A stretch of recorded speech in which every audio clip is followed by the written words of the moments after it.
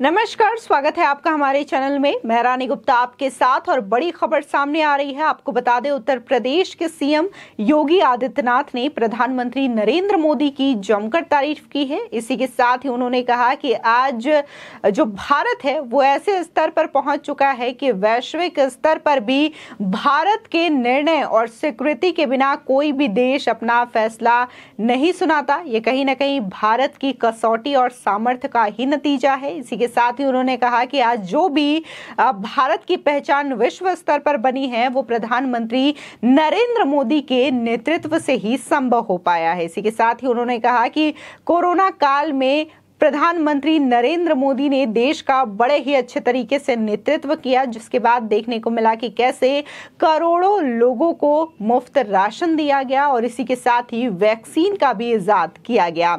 आपको बता दें, इस दौरान देखने को मिला कि सीएम योगी आदित्यनाथ ने प्रधानमंत्री मोदी को एक भारत श्रेष्ठ भारत का शिल्पकार भी कहा और इस नाम से न्यूज़पेपर पर एक आलेख भी लिखा था, जिसमें प्रधानमंत्री नरेंद्र मोदी की जमकर तारीफ सीएम योगी के द्वारा की गई है। बता दें, उत्तर प्रदेश के मुख्यमंत्री योगी आदित्यनाथ ने शनिवार को कहा कि भारत एकमात्र ऐसा देश है जिसने रेवड़ी नहीं बांटी, पर कोविड-19 महामारी के दौरान 80 करोड़ लोगों को मुफ्त राशन मुहैया कराया। शनिवार को प्रधानमंत्री नरेंद्र मोदी के जन्मदिन के मौके पर लखनऊ के इंदिरा गांधी प्रतिष्ठान में सूचना विभाग की ओर से लगाई गई प्रदर्शनी कहानी भारत मां के सच्चे सपूत के अवलोकन के उपरांत एक समारोह को संबोधित किया सीएम योगी ने। और इस दौरान सीएम योगी ने कहा कि भारत ने रेवड़ी नहीं बांटी, लेकिन जरूरत पड़ने पर कोरोना काल में 80 करोड़ लोगों को मुफ्त राशन और कोविड निरोधक टीकों की 200 करोड़ से अधिक निःशुल्क खुराक उपलब्ध कराई। साथ ही उन्होंने कहा कि सबसे बड़ी आबादी होने के बावजूद भारत कोरोना में डगमगाया नहीं, बल्कि धैर्य एवं मजबूती से आगे बढ़ा रहा। प्रधानमंत्री के नेतृत्व की सराहना करते हुए सीएम योगी ने कहा कि वैश्विक मंच पर भारत के सामर्थ्य की पहचान हुई है और प्रधानमंत्री के नेतृत्व में भारत में नया विश्वास जागृत हुआ है। आज वैश्विक समुदाय भी भारत को नजरअंदाज कर कोई निर्णय नहीं कर सकता। यह भारत के सामर्थ्य की कसौटी है।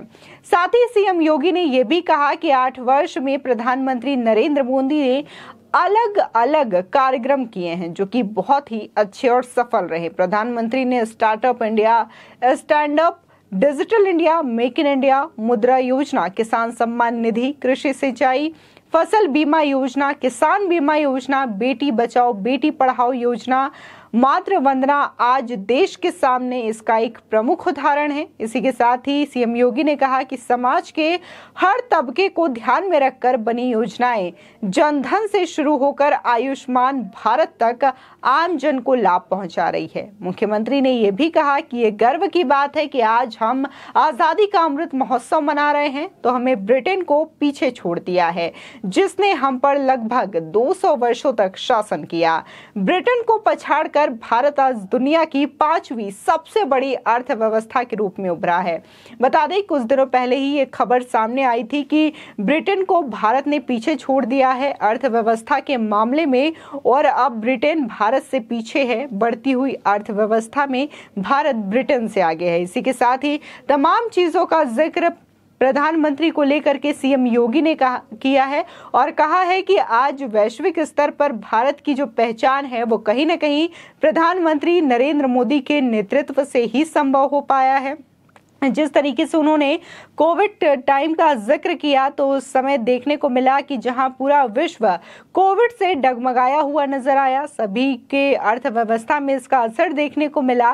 तो वहीं अगर भारत की बात की जाए तो भारत दुनिया में ऐसा इकलौता देश था जिसने कि सबसे पहले लॉकडाउन लगाया था और स्थिति को नियंत्रण में करने की कोशिश की थी। इसी के साथ ही देखने को मिला था कि केंद्र सरकार के द्वारा मुफ्त राशन योजना भी चलाया गया, जिसमें कि हर गरीब से गरीब वर्ग के लोगों को कोविड टाइम में भूखे पेट न सोना पड़े और उन्हें राशन मुहैया हो सके। इसी के साथ ही देखने को मिला कि कैसे प्रधानमंत्री नरेंद्र मोदी के नेतृत्व में वैज्ञानिकों ने कोविड का तोड़ निकाला और कोवैक्सीन का इजाद किया, जिसके बाद 200 से भी ज्यादा टीके अब तक देश भर में लगाए जा चुके हैं। इसी के साथ ही जहां फर्स्ट डोज और सेकेंड डोज कई लोगों को लग चुका है, तो इसी के साथ ही कई ऐसे भी लोग हैं जिनको कि इन दोनों डोज के अलावा बूस्टर डोज भी लगाए जा रहे हैं। तो कहीं ना कहीं ये प्रधानमंत्री नरेंद्र मोदी के नेतृत्व क्षमता है, जिसकी वजह से लगातार भारत विश्व स्तर पर आगे बढ़ रहा है। और इसको लेकर के उत्तर प्रदेश के सीएम योगी आदित्यनाथ ने पीएम मोदी की तारीफ की। इसी के साथ ही उन्होंने कहा कि आज जो भारत है वो एक भारत श्रेष्ठ भारत है और इसके शिल्पकार स्वयं नरेंद्र मोदी हैं। आपको बता दें कि प्रधानमंत्री नरेंद्र मोदी अभी हाल ही में एससीओ समिट में भी गए थे, जहां पर देखने को मिला था कि कैसे उन्होंने जो रशिया के राष्ट्रपति हैं व्लादिमीर पुतिन, उनके साथ मुलाकात की। इसी के साथ ही जो उनकी मुलाकात की तस्वीरें हैं वो ज्यादा सोशल मीडिया पर शेयर की गई और ये कहा गया कि कैसे ये दोनों नेता गर्मजोशी के साथ मिल रहे हैं और इसकी भी तारीफ की गई थी। इसी के साथ ही जब प्रधानमंत्री नरेंद्र मोदी इस समिट के लिए उज्बेकिस्तान पहुंचे थे तो वहां के राष्ट्रपति ने बड़े ही अनोखे अंदाज में पीएम का स्वागत किया था, जिसको लेकर के भी लोगों ने चर्चा की थी। तो वहीं कांग्रेस पार्टी ने इस पर भी राजनीति करनी शुरू कर दी थी, लेकिन तमाम लोगों ने कांग्रेस पार्टी को इसका करारा जवाब दिया था।